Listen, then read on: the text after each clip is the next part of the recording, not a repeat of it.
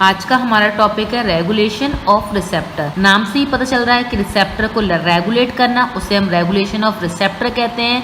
Means जो receptor की condition है उसको हमारे मेंटेन करने का काम कर रहे हैं, वो रेगुलेशन ऑफ रिसेप्टर कहलाता है। मींस जो होम्योस्टैटिक कंडीशन होती है रिसेप्टर की, उसको मेंटेन कर रहा है। जैसे एक्टिवेशन, मींस जो इनएक्टिव रिसेप्टर है उन्हें एक्टिवेट कर रहा है, उसे हम एक्टिवेशन कहते हैं। दूसरा है डीएक्टिवेशन, मींस जो एक्टिव है रिसेप्टर है उसे डीएक्टिवेट कर रहे हैं, उसे डीएक्टिवेशन कहा जाता है। और नेक्स्ट है डिस्ट्रक्शन, मींस जो रिसेप्टर है हमारे उन्हें डिस्ट्रक्ट करा जा रहा है, फिनिश करा जा रहा है, उस टर्म को डिस्ट्रक्शन कहते हैं। और नेक्स्ट है मैन्युफैक्चरिंग, मींस जो नए हमारे रिसेप्टर हैं उन्हें मैन्युफैक्चर करा जा रहा है, उस टर्म को मैन्युफैक्चरिंग कहा जाता है। ये सारे हमारे रेगुलेशन ऑफ रिसेप्टर में टर्म आ रहे हैं। तो जो रिसेप्टर मींस रेगुलेट कर रहे हैं हम रिसेप्टर को, क्यों रेगुलेट कर रहे हैं? हो सकता है रिसेप्टर की कंडीशन बहुत ज्यादा इंक्रीज हो रही है तो उसको डिक्रीज करने के लिए यूज किए जा रहे हैं, रेगुलेट किए जा रहा है। ऐसी कंडीशन जो बहुत ज्यादा डिक्रीज हो गई है उसको इंक्रीज करा जा रहा है रिसेप्टर की कंडीशन को, तो उसे हम बोलते हैं रेगुलेशन ऑफ रिसेप्टर। दो टाइप के रिसेप्टर की रेगुलेशन होती हैं, अप रेगुलेशन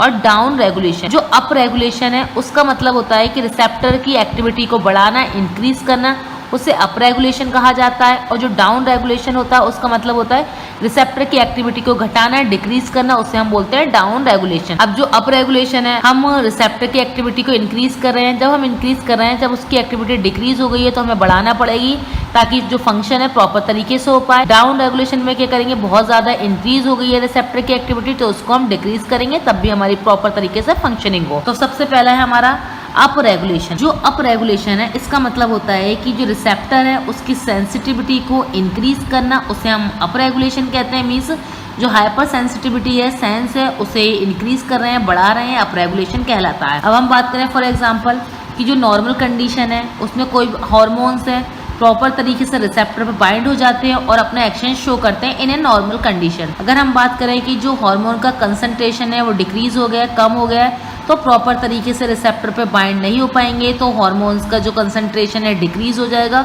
तब हम अप रेगुलेशन यूज़ करेंगे ताकि जो डिक्रीज हो गया हार्मोन का कंसंट्रेशन उसे बढ़ाने के लिए, इंक्रीज करवाने के लिए।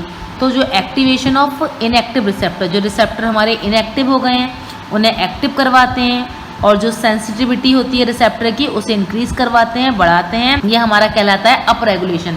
तो हमने अप रेगुलेशन बात कर ली। अब हम बात करेंगे डाउन रेगुलेशन की। डाउन रेगुलेशन होता है, डाउन रेगुलेशन में हम बात कर रहे हैं कि जो सेंसिटिविटी होती है रिसेप्टर की उसे डिक्रीज करा जा रहा है, उसे हम डाउन रेगुलेशन कहते हैं।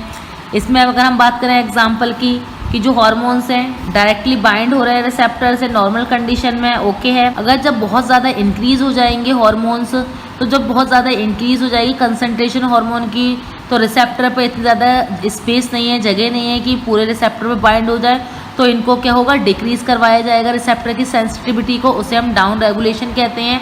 मींस इसमें क्या होगा, जो इनएक्टिव जो रिसेप्टर होते हैं उन्हें इनएक्टिव कराया जाएगा, और जो नंबर ऑफ रिसेप्टर्स होंगे उनके सरफेस एरिया को डिक्रीज करा जाएगा ताकि ज़्यादा बाइंड नहीं हो सरफेस एरिया पे, और जो प्रोडक्शन होगा इसका इसमें डिक्रीज करा जाएगा डाउन रेगुलेशन में।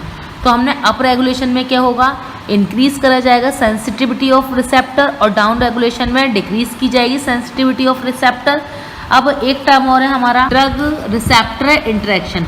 अब ड्रग रिसेप्टर इंटरेक्शन का मतलब है कि जो ड्रग है बाइंड कर जाता है रिसेप्टर के साथ, उसे हम ड्रग रिसेप्टर इंटरेक्शन या ड्रग रिसेप्टर कॉम्प्लेक्स कहते हैं। अब कोई भी ड्रग हमने एडमिनिस्टर किया है वो रिसेप्टर के साथ बाइंड हो जाएगा, और बाइंड होने के बाद ड्रग रिसेप्टर इंटरेक्शन बना देगा, और जब ड्रग रिसेप्टर इंटरेक्शन बन जाएगा तब रिस्पांस शो होगा जो उसे ड्रग को रिस्पांस शो करना था। जो ड्रग्स होते हैं अलग अलग डिफरेंट टाइप्स के होते हैं उनके एक्शन के अकॉर्डिंग। जैसे एगोनिस्ट है, एगोनिस्ट रिसेप्टर पे बाइंड होता है और पूरी तरह फुल अपना रिस्पांस शो करता है।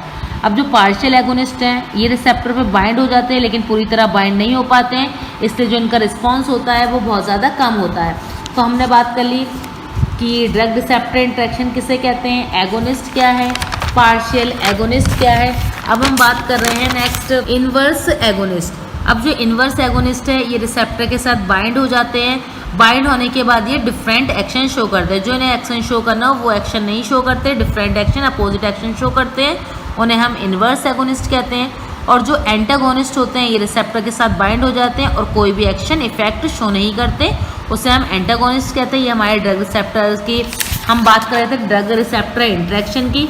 तो बाकी आज के लेक्चर में हमने बात कर ली कि रेगुलेशन ऑफ रिसेप्टर किसे कहते हैं, ड्रग रिसेप्टर इंटरेक्शन किसे कहते हैं। बाकी नेक्स्ट टॉपिक हम नेक्स्ट लेक्चर में डिस्कस करेंगे। बाकी स्टूडेंट चैनल को सब्सक्राइब करिए, शेयर करिए एंड व्यू करिए, और जो भी टॉपिक आपको पहले